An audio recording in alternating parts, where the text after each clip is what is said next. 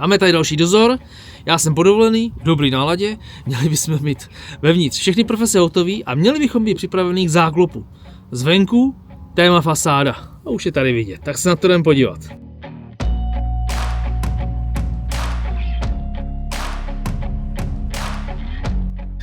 Tak jsme vevnitř, poznávací znamení každé firmy, konkrétně u tyhle je vždycky, že elektrika se děláš následně, to znamená hoši musí de facto tu 4x10 protahovat, takhle, on to není žádná sranda prostě, jo. 4x10 přetahovat, i když tady v té chráničce není, tady ta chránička končí dole. A se můžeme podívat, jak to mají hoši zatěsněný, jenom zapěněný, jo. Tak to je trošku slabotka. No jasně, je to jenom zapěněný. Tady je chránička, jo, vidíme. Tam je díra, čili jenom zapěněný špatně, protože ta myš, která se zvenku do toho může dostat, tak pojďme si to říct, co je pro ní ta bariéra. Jo, nic, ona se dostane až sem. Jo, dostane se až sem. Jede. Tady samozřejmě v polystyrenu si může hrábnout jak chce. Jo, dostane se vám do baráku, čili lépe, ideálně zabetonovat, pokud možno, když už teda ne betonovat, tak nevím, vylej tam třeba tohleto, je to jedno, to už myš prostě neprokouše, kuna ano, myš ne. Hele, měli jsme mít všechny profese hotový, takže jukneme na to, dělali jsme všechno prolepený, špalety. Už podle oka vidím špalety. Asi se jdu pro úhelník. A jukneme na to. Lokální rekuperace, luxusně do květinky. Prolepená, o tom žádná, velice pěkně. Klasická instalační přestěna, Knauf 2T2 623. Taky pěkně, jo. Přisávání k záchodu. No ale ty špalety, koukám, to je charakteristický asi pro každý okno, otevřený špalety, pro boha, proč?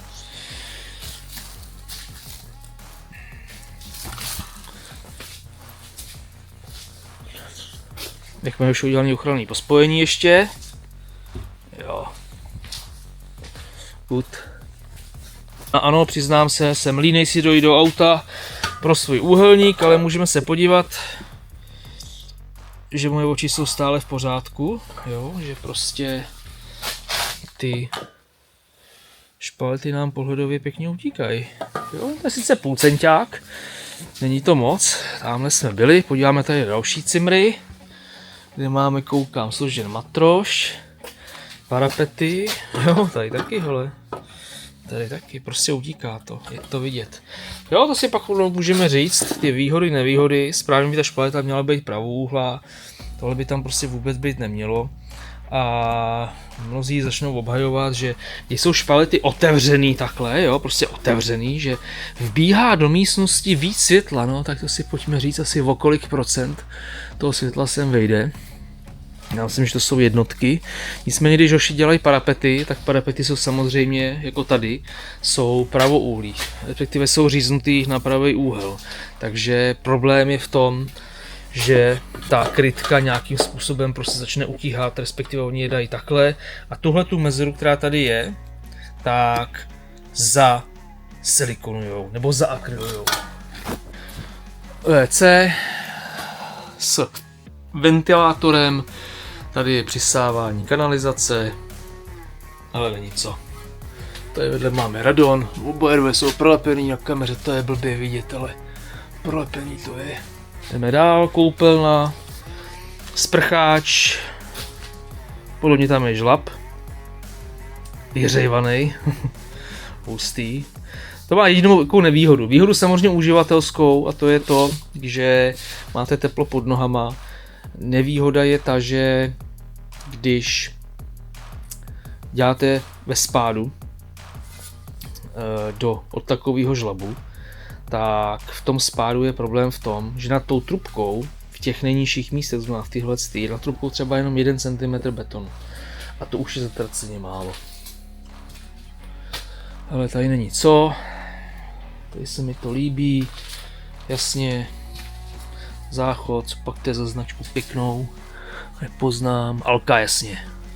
Česká Alka, hele, proč ne, dobrá značka, já jsem to. Vedle je, no tady taky prostě otevřená špaleta jak prase, jo. A to, co si povím povídat, to už jako na...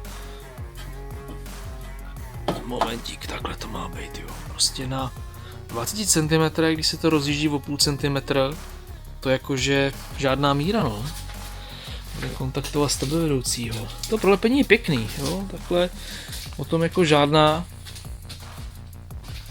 Vývod, to bude vývod na zrcadlo, na světlo.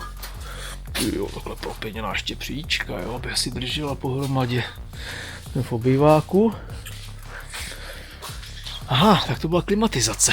Jo, tohle je klimatizace, jde to do toho HT32.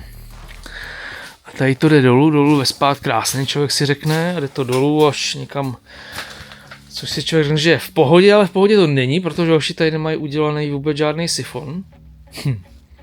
Respektive tady na to neměli určitě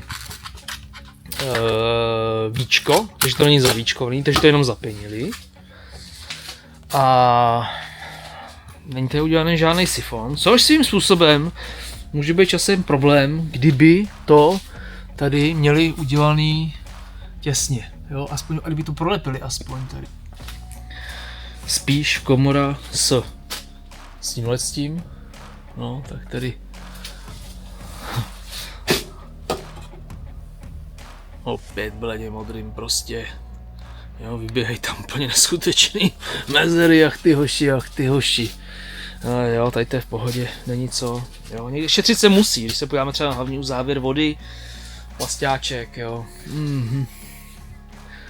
Ty ceně se člověk musí nějak dostat, tak to prostě je, jo.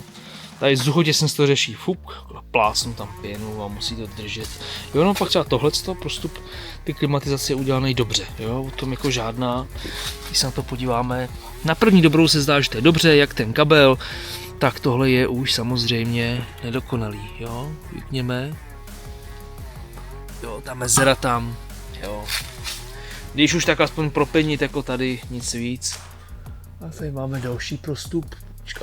Počkat, tak co to je tohleto, jo, tak to byla klimatizace, tohleto je tepelný čerpadlo, jo, a když se na to podívám, tak, ukažte mi, jo, prst neprojde, dobrý, dobře to je udělaný, tady mlčím. Když jsme řešili, když jsou přímý závěsy, respektive můžeme se podívat blíž, jak nekoukám nahoru, to znamená přímý závěs, je to klasická předsazená stěna, jestli má cenu ho podlepovat nebo nemá. Při tom testu vzduchotěsnosti je zajímavý, že tohle to není problém normálně. Není. Jo, samozřejmě, když to je podlepený páskou, super, ale není to prostě problém. Prostě nefouká to. Není to špatně a já proti tomu nic neřeknu. Jo, tohle je dost zajímavý. Když je udělaná kovová příčka z CV a UV profilu, tak samozřejmě dolů se dává akustická páska, kterou vidíte i tady. Jo. Nicméně hoši dávají i tady v instalační přestěně. Důvod? Aby nám akustika neběžela zvenku ven, nebo zevnitř ven, asi blbost, že jo. Já jsem se setkal s dozorem, který prostě říkal, zamezí to jako vibracím. Ale teoreticky možná ano. Takže lepit pásku i na spodek UD profilu není vůbec na škodu, jak se říká. Jo, tamhle se pěkně lámalo UDčko, ale jo, ok, hoši tady netrefili vejšku dveří asi, jo, takže si ji snižovali, jo, chyba lehce korigovatelná, jak se říká. No a z mé strany to je asi všechno, co bych si měl tady projít. Za mě, zevnitř, zaklopit. Jo, proč ne? Zimní lepidlo, zateplování stavba montáž, asi OK. Já ho vracím svůj provizorní tady kleťák ala. To, co se tady dělalo, ala úhelník. Co se tady pro boha dělo, to vůbec nevím, ale tuším. 200, polič na fasádě, zapuštěná montáž. No, přesahy polystyrenu přes rám okna 0, chyba. To bych jsem si představoval trošičku. Jsou strašně nízko tady, hoši. Jo, tady mají dobrý 4 cm, ačkoliv záda parapetu budou mít 2 cm. No, ale asi jo, protože je dlouhý, tím pádem musí si nastavit spát. Mlčím, beru zpět. Beru zpět. Sokol krásně budeme po turovní terénu, či Sokol jde až na vylitej pás. Ale pěkná práce, jo, jako pěkná práce.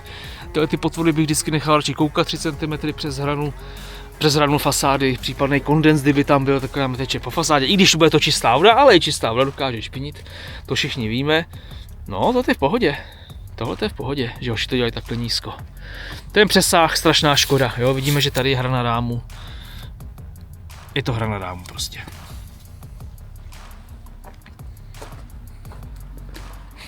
Opět velice dobře, tady jim chybí kaslíky, nemůžu pokračovat ještě dál, ale vata je zatáhnutá až do kaslíků, čili vata z podledu musí jít až na hranu fasády. Proto i tady v tom kaslíku, jo, v přesahu střechy musí být vata.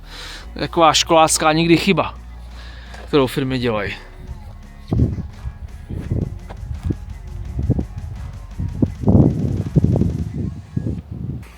Tepelko, klimatizace. Takhle venku u terasy, no. Čeká se na lešení, to je jasný, proč to nepokračuje. Pojďme hodnotit, co budu komunikovat se stavvedoucímu. Vůbec se mi nelíbí ty špalety, jo? To jako není dobrá práce. Podle mě to byla snad schválnost, ale to je schválnost nějakého 20. století, je to nesmysl. Špalety musí být prostě pravouhlí.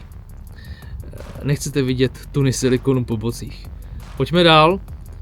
Klimatizace, odtok kondenzátů, není sifon, OK, v pohodě, nemám s tím problém, ale prostě když nemám víčko a jen to zasilikonuju, anebo navrtám si zátku a do ní strčím tu bílou hadici a budu doufat, že to nebude smrdět. Hele, ono krátkodobě asi ano, ale ten barák není dělaný prostě na dobu záruky na 5 let. Jo, čili řešíme, co bude za 10, 15 let. A jestliže tamhle máme zrovna v té místnosti, kde vede to HT, máme koupelnu, tak se ten oplacení nikdo nedostane, musel bys to řešit z druhé strany, to znamená buď ze spíže nebo z obýváku, tam je ten komín. Ne, prostě musí udělat trošku preciznějc, čili minimálně zasilikonovat, ideálně zalepit páskou. S tou páskou už ji umí prostě, jo? Když se podíváme na tu vzduchotěsnost taky vyřešená, tak nemám problém, krásně prolepený u oken, krásně prolepený třeba u těch prostupů pro rekuperaci lokální. Hele, umějí to, jo? Čili akorát se chci tomu trošičku povinovat. Třetí, poslední, je elektrika, která prochází chráničkou zádveří, jo, typický poznávací znamení této firmy. Špatně. Myš dostane se. Nemůže, jo, prostě, ono to ani nemusí být myš. Oni to můžou být mravenci, jo, prostě cokoliv taková haviť, která se vám pak začne dostávat do baráku, není to ono. Čili i na to pozor, i to budu komunikovat stavvedoucímu, aby to dali dokupy. Co příště? Příště si myslím si, že hoši budou mít vevnitř zaklopíno, budou možná se připravovat na obkladač na hydrolizaci, na který jsem se podíval. Barák za mnou, mám info, dneska se bude dělat, nebo měla být hotová hydrolizace. Koupelen, nastoupil obkladač, tak jdeme se na to podívat. Tak jdeme dovnitř, hele, půdní výlez, takový mini, ten bude 4dílný skládací. Jak jsme si říkali minule, každá firma má svůj podpis, tady běžela ta chránička s elektrikou, čerstvě zabetonovaná. Výmalba, koukám, ještě jedna vrstva bude chtít, takže to ani se nebudu dívat. Ale jsme tady kvůli hydrolizovaci. Tyjo, na záchodě dělat hydrolizovaci a do tyhle ty vejšky, ale úplná zbytnost, absolutní. Absolutní, tohle je všechno propáskovaný, krásně, už to je suchý. Ale za mě naprosto na pohodu. Jo, to je úplně zbytná záležitost. Tady jako odstřikující voda, pojďme si říct, tady do ty vejšky absolutně zbytečný. Samozřejmě je možný, že proteče záchod. Jo, mezi mísou a napojením to začne protékat, proteče to pod zemi. Vyteče do chodby, kde už hydrolizace není, je to špatný. To samý myčka. To samý tepelný čerpadlo. Jo, myčka. To samý tepelko. Jo, standardně může prostě vytýct. Myčka to samý, pračka to samý a tam už hydrolizace není, jo? Tam se s tím nepočítá. Já si dokonce myslím, že riziko protečení u myčky, tepelka, pračky oproti záchodu je mnohonásobně vyšší. Jo? No, tak to prostě je. Tak, hele, vana napouštění přepadem, Tady to bude zajímavý prostě, jak udělat tu hydroizaci, když tady je vlastně, to už je poliš. Tady je folie, která je pod podlovkou, jak tu hydroizaci tady udělat. Takže to se zatím nechme s otazníkem a podívejme se na ten zbytek, jak já říkám. Tady byla nějaká oprava, se tady dělala, hele, páskovačka ve stěnách, naprosto v pohodě, dole, naprosto v pohodě. Zase opět nad záchod vyjet až úplně do 2 metrů, absolutně zbytný, nesmyslně zbytný. Vnější roh, no, tak ten bych možná chtěl ještě trošku přetáhnout. Tak to je ta čerstvá záležitost. Jo, je tam potom mítrovka nějaká utopená, doufám, že ne. Taková mininika, z jednoho důvodu, tady to vedlo všechno nahoru, samozřejmě mohli by si hoši odbočit, že jo, aby ta nika byla větší, ale to bychom měli chtěli moc. Je to čerstvý, spát tam je, hydroizace až následně, to bude až příští týden. Se podíváme. Čili za mě koupelna v pohodě, jediný otazník je tamhle z toho, tak to budu muset prodat se stavědoucím, jak se s tím poradit, protože to není tak jednoduchý. Ale tady nic, venku je 27 stupňů, ale přesto radiátor nesmí chybět. Ta dřevostavba je docela dobře zaizolovaná, takže tady je podle mě tak o 5 stupňů méně než venku. A tady se bude míchat, jasně, lepidlo z syka, všechno běží ze syka. Tady není co, není. Máme tady vysáto, napenetrováno. Za mě důležitá hydroizovace, tady opravdu tady něco na ty stěny padlo, opět zbytečný. Nicméně na to, jakou ta firma dává cenu, tak ta hydroizovace je udělaná v té ploše, když to vezmeme, jo, je udělaná nadprůměrně. Nicméně nejklíčovější je vždycky tamhle to místo dole, který teďka je, dá se říct, špatně, není vyřešený, že jo. A pak tohleto, všechno ostatní je nepodstatný. No, jsem spokojen. Je fakt vidět péče, jo, je fakt vidět péče, že si někdo dal tu práci, tohle to není hodinová záležitost. Tak a ještě než odejdu, opět klasika, uděláme na rozvaděč. Tak, už máme vystrojený, výborně, tak odkud to vezmeme? Tak vezmeme to od zdola. To není hlavní vypínač, ale to je hlavní proudový chránič, v dřevostavbách povinná, 300. Je to 300. Naprosto správně, přepěťovka, nezájem, no, je stykač tady. Boiler. Tepelko, venkovní vnitřní, příprava na garáž, takže jasně, chránič jde na tuhle stranu, máme tady 2 světelné okruhy, jeden, druhý na proudový chránič, naprosto v pohodě, proudový chránič je jistě tady ty 2 řady. No, já myslím, že dobrý, ne? Prostě, já to nikdy nechápu, prostě levná firma dokáže vystrojit, sice jednoduše, jo, máme tady opravdu, když se podíváme na ty zásuvky, jo, ale jo, máme to tady na půl dokonce zvlášť, že by tady byla třeba venkovní nebo zvlášť branná koupelna, to asi ne, to bych asi chtěl moc. Nicméně takovýhle vystrojení dokáže nabančit, tak já říkám, a teďka opravdu si stojím za svým, možná všem firmám v první desítce. Jo, prostě je to smutný, ale každá firma v první desítce na něco zapomene. Jo, zapomene buď na tohle, zapomene na tohle. Samozřejmě tady bylo ještě ideální, kdyby tady byl hlavní vypínač ne v formě proudového chrániče, protože ten má funkci vypínače ještě zvlášť, prostě třípáčka, ale jako super, hele, setelný okruhy. Přiznám se, já už nevím a nespomínám si minule, jestli jsem tu fasádu viděl nebo neviděl, nikdy mi to prostě, ty stavby se mi prolínají, takže já se musím vždycky, někdy se prostě opakuju, jo. Někdy se opakuju, a jak to máš je zakončený, mají to udělanou krásnou ještě lištu, kterou schovají veškerý nedostatky. Tady se bude krásně, cokoliv pak krouží do hotové fasády. Ale marmolit naprosto na pohodu, 200 fasáda, pěkný. Když máte 200 fasádu, fakt ten kemper, ta 400 opravdu už vychází strašně málo, odřezává se strašně málo, ale je to v pohodě, hromosvod, cajku, klima, tepelko, tyjo, ještě podstavce v marmolitu, pěkná práce. Jo, tady jsem minule říkal, že by to chtělo udělat ještě líp, než to jenom cvaknout na sponkovačku, takže třeba to jenom projet PUčkem. O, jak pěkný, líbí se mi to. Fasada se povedla, fasada je pěkná. Jo, bílá a hoši si pomohli lištou tady nahoře ještě pod krajovkama, tam ne, vždycky to dopadává dobře, takže umí, vědí. No, za mě v poho. No, parapety v rámci možností očistit. Mohli tam nasadit takovou ten profil s tou perlinou, což tady bohužel neudělali, ale budiš, no. Je to zajímavý, antracit okna, černý parapet, černá střecha. Jo, trošku zalískaný toho Šimaj, ale to se všechno dá ještě očistit. Fasáda pěkná, líbí se mi. Ty ještě výtokový koleno, jo, hustý. Jo, tam už samozřejmě dokáže líst po fasádě. A když tam má takhle otevřený prostor, tak vám tam samozřejmě dokáže se prokousat, že jo. Jenže ona pak nemůže dál, jo, ona nemůže dál, protože jsme tam objeví OSBčko a skrz to už neproleze. Je to nepravděpodobný. Nedávno mi jeden klient vytýkal na jedné stavbě. Pane Šimku, zapomněli přikotvit parapet. Není přikotvený parapet, no není, no a co jako. Jo, já ho prostě otáhnu, neotáhnu, je pevně udělaný.